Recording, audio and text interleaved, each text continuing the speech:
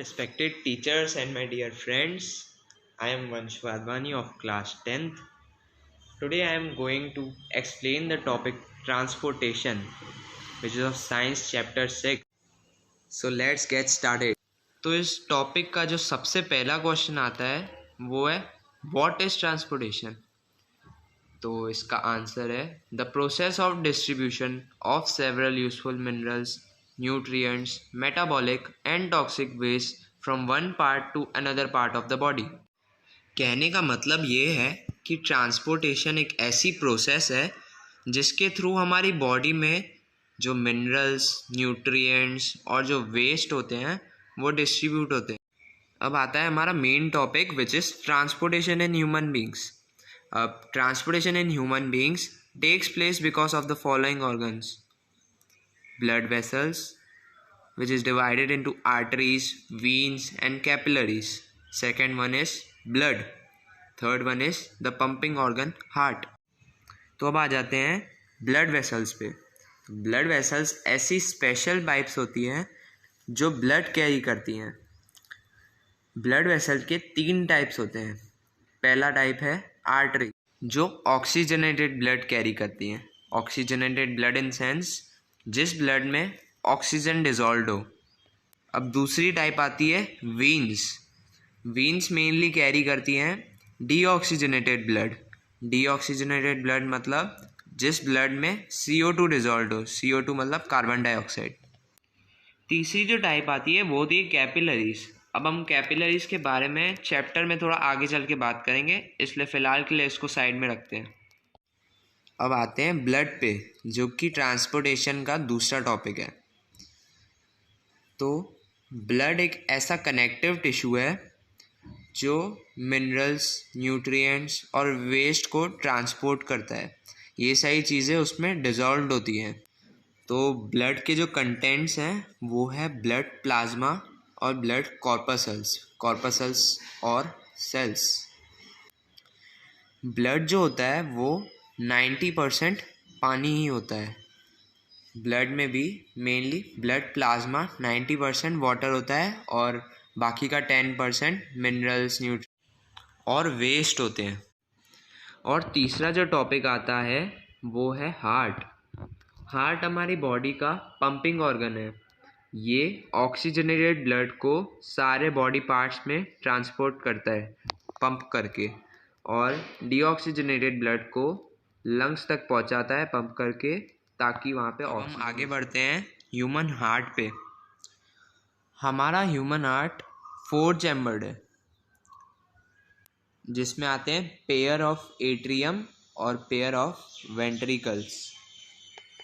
अब ये जो हमारा राइट साइड होता है, हमारा जो राइट हैंड होता है, वो साइड पे जो ये चेम्बर होता है ये होता है लेफ़्ट एट्रियम, और उसके नीचे एक आता है जो इससे बड़ा चेम्बर होता है थोड़ा, वो होता है लेफ़्ट वेंट्रिकल। वैसा ही हमारी लेफ़्ट साइड पे आता है राइट वेंट्रिकल और राइट एट्रियम। इसमें प्लीज़ कंफ्यूज मत होइएगा कि जो राइट एट्रियम है वो हमारा लेफ़्ट एट्रियम है, क्योंकि लेफ़्ट साइड पे आता है वो हमारी, नहीं, वो हमारी बॉडी के हिसाब से हमारी राइट साइड पे आता है, इसलिए इस चीज़ में कंफ्यूज नहीं होना है। अब जो हमारे हार्ट में जो ऑक्सीजनेटेड ब्लड आता है वो आता है पहले लेफ़्ट एट्रियम में। वो लेफ़्ट एट्रियम में फिल होता है, जो हो जाता है रिलैक्स स्टेट में। वो रिलैक्स होता है जिसकी वजह से उसमें ऑक्सीजनेटेड ब्लड भर जाता है, और ये ऑक्सीजनेटेड ब्लड लाता है पल्मोनरी वेन्स, वो भी पूरी बॉडी में से। पल्मोनरी वेन्स पूरी बॉडी में से ऑक्सीजनेटेड ब्लड लाके लेफ़्ट एट्रियम में भरते हैं, जो रिलैक्स करता है। और जब लेफ़्ट एट्रियम कॉन्ट्रैक्ट करता है, जब उसमें ऑक्सीजनेटेड ब्लड भर जाता है, तब वो कॉन्ट्रैक्ट होता है, और जो बायकस्पिड वेल्व्स होते हैं, ये इन्हें वेल्व्स कहते हैं, ये इनके थ्रू लेफ़्ट वेंट्रिकल में ऑक्सीजनेटेड ब्लड भर जाता है, और तब लेफ़्ट वेंट्रिकल रिलैक्स करते हैं ताकि ऑक्सीजनेटेड ब्लड लेफ़्ट वेंट्रिकल में भर जाए। Now question comes, what are valves and what is their function. तो जो वेल्व्स होते हैं वो ब्लड का बैक फ्लो रोकते हैं ताकि वो एक चैम्बर से दूसरे चैम्बर में बैक फ्लो ना। अब जब लेफ्ट वेंट्रिकल कॉन्ट्रैक्ट करता है तो जो ऑक्सीजनेटेड ब्लड होता है वो इस पाइप में जाता है और इस पाइप के थ्रू पूरी बॉडी में ट्रांसपोर्ट हो जाता है। ये जो पाइप है ये एओर्टा है। एओर्टा जो होता है वो मेन आर्टरी होता है पूरे बॉडी का। ये फर्दर डिवाइड होता है छोटे छोटे आर्टरीज में। ये बॉडी का मेन आर्टरी होता है, इसलिए इसको इम्पॉर्टेंट मार्क कर दीजिएगा। अब सेम चीज़ होती है राइट चेम्बर में, पर डीऑक्सीजनेटेड ब्लड के केस में। जो डीऑक्सीजनेटेड ब्लड होता है वो भरता है पहले राइट एट्रियम में वीना केवा के थ्रू। वीना केवा दो होती है, अपर वीना केवा और इन्फीरियर वीना केवा और लोअर वीना केवा। जो अपर वीना केवा होती है वो जो ऊपर के बॉडी पार्ट्स होते हैं वहाँ से डीऑक्सीजनेटेड ब्लड को हार्ट में लाती है, और जो लोअर वीना केवा होती है वो नीचे के बॉडी पार्ट से डीऑक्सीजनेटेड ब्लड को हार्ट तक लाती है। वीना केवा भी एक इम्पॉर्टेंट पाइप है क्योंकि ये मेन वीन है। जैसे एओर्टा मेन आर्टरी है वैसे वीना केवा मेन वीन है। ये सारी जो स्मॉलर वीन्स होती है वो साथ में जॉइन होके कनेक्ट होके एक बिगर वीन बनाती हैं, एक मेन वीन बनाती है जो होती है वीना केवा। ठीक है। और राइट एट्रियम में जब डीऑक्सीजनेटेड ब्लड भरता है तब वो रिलैक्स स्टेट में होता है। जब राइट एट्रियम कॉन्ट्रैक्ट करता है तब जो डीऑक्सीजनेटेड ब्लड होता है वो भर जाता है राइट वेंट्रिकल में। जब लेफ्ट वेंट्रिकल कॉन्ट्रैक्ट करता है तब जो डीऑक्सीजनेटेड ब्लड होता है वो इस पाइप के थ्रू लंग्स तक ट्रांसपोर्ट होता है। ये है पल्मोनरी आर्टरीज। ये दोनों पल्मोनरी आर्टरीज होती हैं। इन दोनों का फंक्शन है डीऑक्सीजनेटेड ब्लड को लंग्स तक ट्रांसपोर्ट करना, ताकि लंग्स में डीऑक्सीजनेटेड ब्लड का ऑक्सीजनेशन हो पाए। अब एक डाउट है, कॉमन डाउट है जो हर किसी के माइंड में आता है कि जो वीन्स होती हैं वो तो डीऑक्सीजनेटेड ब्लड ट्रांसपोर्ट करती हैं और जो आर्टरीज होती हैं वो ऑक्सीजनेटेड ब्लड ट्रांसपोर्ट करती हैं, तो यहाँ पे ये उल्टा क्यों है? तो ये एक एक्सेप्शन है।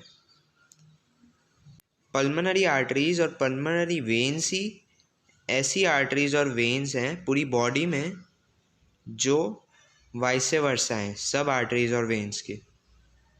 अब अगर आपको हार्ट का इजी डायग्राम सीखना हो तो ये जो मैंने डायग्राम बनाया है ये बहुत इजी है, और यूट्यूब पे SGTNs नाम करके एक चैनल है, वहाँ पे इसका बिल्कुल इजी एक्सप्लेनेशन दिया हुआ है कैसे बनाना है, तो वहाँ पे जाकर आप चेकआउट कर सकते हैं। अब आ जाते हैं सेप्टम पे, जो कि एक डिवाइडिंग वॉल है।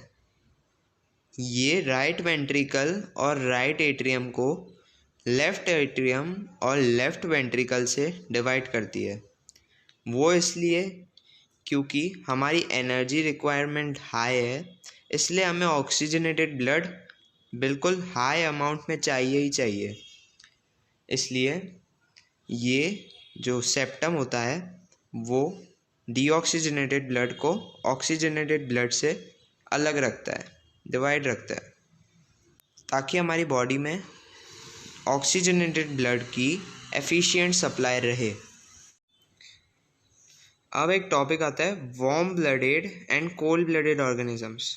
Warm blooded organisms for example humans, birds etcetera, and for cold blooded organisms examples amphibians, reptiles etc. Now what's the difference? अब जो वार्म ब्लडेड ऑर्गेनिजम्स होते हैं उनकी एनर्जी रिक्वायरमेंट बहुत हाई होती है। उसका रीज़न है क्योंकि उनका जो बॉडी टेम्परेचर होता है वो लोग अपने एनवायरनमेंट के हिसाब से उसको मेंटेन तभी रख पाएंगे जब उन्हें उनकी बॉडी में कांस्टेंट सप्लाई ऑफ एनर्जी होगी, और उसके लिए इन्हें efficient amount of oxygenated blood चाहिए, और इसकी वजह से वार्म ब्लडेड ऑर्गेनिजम्स कहते हैं। अब आते हैं कोल्ड ब्लडेड ऑर्गेनिजम्स। ये जो ऑर्गेनिजम्स होते हैं इनकी बॉडी में एनर्जी की रिक्वायरमेंट उतनी हाई नहीं होती है जितनी वार्म ब्लडेड ऑर्गेनिजम्स में होती है, क्योंकि इनका जो बॉडी टेम्परेचर होता है ये लोग अपनी सराउंडिंग्स के हिसाब से उससे चेंज करते रहते हैं। इसलिए इनके पास 3 चैम्बर्ड हार्ट होता है, एक वेंट्रिकल और 2 ऑरिकल्स या एट्रियम। क्योंकि इनकी बॉडी में इतनी एनर्जी रिक्वायरमेंट नहीं होती है इसलिए इनकी बॉडी थोड़ा सा डीऑक्सीजनेटेड ब्लड और ऑक्सीजनेटेड ब्लड की मिक्सिंग को टॉलरेट कर सकती है। इसलिए इनकी बॉडी में 4 चैम्बर्ड हार्ट की कोई ज़रूरत नहीं है। तो अब हम आते हैं कैपिलरीज के टॉपिक पे। सपोज़ कीजिए ये एक टिश्यू है, कोई भी टिश्यू, और ये आर्टरी, ये वीन। ये जो आर्टरी है वो इस टिश्यू से कनेक्टेड है। ये आर्टरी इस टिश्यू में डिवाइड होती जाती है, बिल्कुल स्मॉल जैसे ब्लड वेसल्स में, स्मॉलर यूनिट्स में डिवाइड होती जाती है। और जो ये स्मॉलर यूनिट्स हैं इनको ब्लड कैपिलरीज बोलते हैं। और ये जो ब्लड कैपिलरीज हैं ये हर एक कैपिलरी इस टिश्यू के हर एक सेल से कनेक्टेड होती हैं और ये हर एक सेल को ऑक्सीजनेटेड ब्लड प्रोवाइड करते हैं। और जो वेस्ट मटेरियल्स होते हैं उनको भी कलेक्ट करके सारी कैपिलरीज यहाँ पे आके एक ही ट्यूब में कॉम्बाइन हो जाती हैं और ये ट्यूब वीन होता है। अब जो सेल्स हैं उन्होंने ऑक्सीजन को यूटिलाइज करके CO2 को रिलीज़ किया, इसलिए ये जो कैपिलरीज थी ब्लड कैपिलरीज वो वीन में CO2 लेके आई हैं, इसलिए अब वो ब्लड बन गया डीऑक्सीजनेटेड, इसलिए वीन उसे कैरी करती हैं। अब ये जो वीन है वो इस डीऑक्सीजनेटेड ब्लड को ले जाएंगी हार्ट की तरफ ताकि हार्ट उसे लंग्स की तरफ पंप करे और ये प्रोसेस साइमल्टेनियसली चलती रहती है। अब आ जाते हैं ब्लड सेल्स पे। तो ब्लड सेल्स 3 टाइप्स के होते हैं, RBCs, WBCs, प्लेटलेट्स। तो जो पहले टाइप होते हैं वो है RBCs या फिर रेड ब्लड सेल्स। ये वो सेल्स हैं जिनमें हीमोग्लोबिन होता है जो ब्लड को रेड कलर प्रोवाइड करता है। और जो हीमोग्लोबिन होता है उसकी जो एफिनिटी होती है वो ऑक्सीजन के लिए बहुत हाई होती है, मतलब कि वो ऑक्सीजन को जल्दी एब्जॉर्ब करता है और बहुत ज़्यादा एब्जॉर्ब कर सकता है। इसलिए जब लंग्स में एक्सचेंज ऑफ गैसेस होता है तब हीमोग्लोबिन ऑक्सीजन को एब्जॉर्ब कर लेता है जिससे ब्लड ऑक्सीजनेटेड ब्लड बन जाता है। अब आ जाते हैं वाइट ब्लड सेल्स पे। ये जो सेल्स होते हैं वो हमारी बॉडी को इम्यूनिटी प्रोवाइड करते हैं और एल्स ये हमारी बॉडी को डिजीज़ से फाइट करने की एबिलिटी प्रोवाइड करते हैं। आपने किसी डॉक्टर या किसी को बोलते हुए सुना होगा कि आप बीमार हो, आपकी इम्यूनिटी लो है, इसका मतलब ये है कि आपके शरीर में WBCs की कमी है। तीसरे जो सेल्स आते हैं वो होते हैं प्लेटलेट्स। ये हेल्प करते हैं ब्लड क्लॉटिंग में। ब्लड क्लॉटिंग क्या होती है? जब आपको कुछ लगता है कहीं पे, आपका वो एरिया कुछ, वहाँ की स्किन जो होती है वो थोड़ी टर्न ऑफ हो जाती है, आपका वहाँ से ब्लड निकलता है, तब ये जो सेल्स होते हैं वो वहाँ पर उस पर्टिकुलर एरिया में एक्यूमुलेट हो जाते हैं जिससे जो ब्लड फ्लो होता है बाहर वो डिक्रीज़ हो जाता है, वो नहीं होता है। और वो आप देखते होंगे कि अपने आप अगर आप उसको कुछ करें ना तो फिर वो अपने आप ही वहाँ पे एक न्यू लेयर फॉर्म हो जाती है सेल्स की। तो वो प्लेटलेट्स होते हैं जो ब्लड क्लॉट कर देते हैं, ब्लड का फ्लो रोक देते हैं। अब आ जाते हैं हम लिम्फ पे, जो इस सेशन का आखिरी टॉपिक है। अब समझिए कि ये ब्लड कैपिलरी है एक, और ये रहा एक सेल जिससे ये कनेक्टेड है। तो यहाँ पे ऑक्सीजनेटेड ब्लड फ्लो होगा, अगर फ्लो होगा तो यहाँ पर भी थोड़ा जाएगा और इस स्पेस में जैसे ब्लड जाता है, मेनली ब्लड प्लाज्मा जाता है, और RBCs इसमें एंटर नहीं कर पाते क्योंकि उनकी साइज़ थोड़ी ज़्यादा होती है। इसकी वजह से RBCs के एब्सेंस में जो प्लाज्मा जाता है इस सेल के तरफ, वो होता है कलरलेस। वो होता तो प्लाज्मा ही है, पर उसमें प्रोटीन कंटेंट कम हो जाता है। जो कलरलेस फ्लूइड इस वेसल में से फ्लो होगा उसे लिम्फ कहते हैं। उसका फंक्शन ये है कि वो इस सेल को हर वो न्यूट्रिएंट, मिनरल और वो हर एक नेसेसरी चीज़ प्रोवाइड करेगा जो इसे चाहिए एनर्जी प्रोड्यूस करने के लिए। और एक बार एनर्जी प्रोड्यूस हो गई, फिर जो वेस्ट प्रोडक्ट्स या फिर जो वेस्ट मटेरियल्स फॉर्म होंगे वो लिम्फ्स जो है वो एब्जॉर्ब कर लेगा और वापस ले जाकर उस वेसल में आगे फ्लो कर कर हर सेल में से जो ऐसी वेसल होगी उसे कनेक्ट करके एक ब्लड वेसल बनेगी जो वीन होगी। तो ये था फंक्शन लिम्फ का। So my dear friends and teachers, this was all I knew about the topic transportation in humans. Thank you for watching this video. Have a great day ahead. Thank you.